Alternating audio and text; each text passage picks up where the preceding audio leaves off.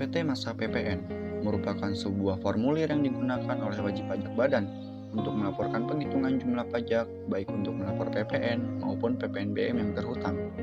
Fungsi SPT Masa PPN selain untuk melaporkan pembayaran atau pelunasan pajak, namun juga dapat digunakan untuk melaporkan harta dan kewajiban, serta penyetoraan pajak dari pemotong atau pemungut.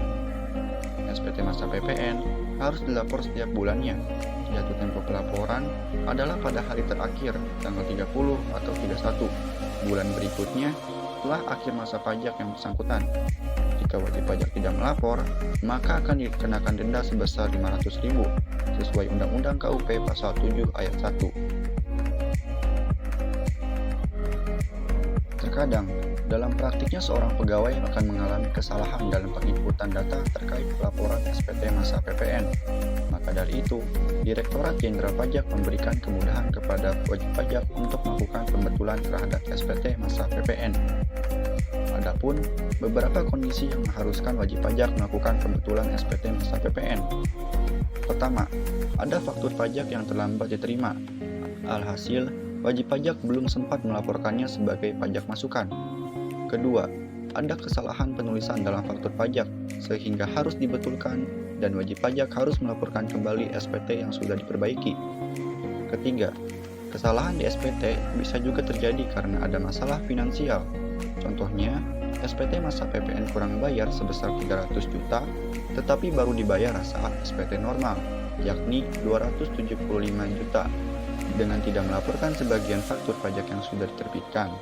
Setelah beberapa waktu, perusahaan mendapatkan pemasukan sehingga bisa menambah kekurangan sebesar 25 juta dan SPT dibetulkan.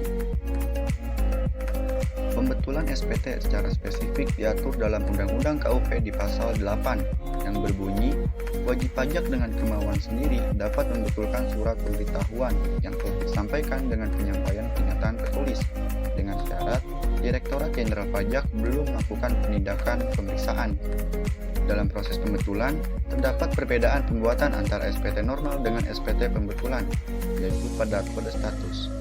Pada SPT normal menggunakan kode 0, sedangkan pada SPT pembetulan menggunakan kode 1, 2, dan seterusnya, tanpa batas yang harus wajib pajak tandai di setiap melakukan pembetulan. Dalam kasus pembetulan SPT Masa PPN, maka SPT yang terakhir dibetulkanlah yang dianggap sebagai SPT oleh kantor pajak. Kendati pembetulan bisa dilakukan berulang kali, jejak pembetulan ini tidak hilang begitu saja. Petugas pajak masih dapat melihat rangkaian pembetulan SPT yang dilaporkan.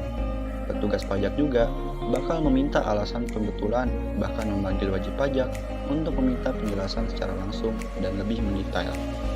Selain itu, ada beberapa hal yang harus diperhatikan oleh wajib pajak ketika ingin melakukan pembetulan SPT, yaitu pertama, DJP harus menyampaikan surat pemberitahuan pemeriksaan atau surat pemberitahuan pemeriksaan bukti permulaan.